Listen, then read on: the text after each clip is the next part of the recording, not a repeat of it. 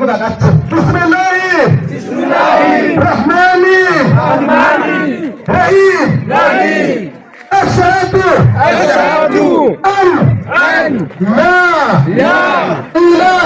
ilaha illa Allah wa ashhadu anna Muhammadan Rasulullah wa ashhadu anna Isa Rasulullah. Ndahamya mbikuye ku mutima wanjye hari n'igisha ururimi rwanjye ko nta yindi Mana ibaho ikwiye gusemba mu kuri uretse Imana iba rukumbi harana mbikuye ku mutima hari n'igisha ururimi rwanjye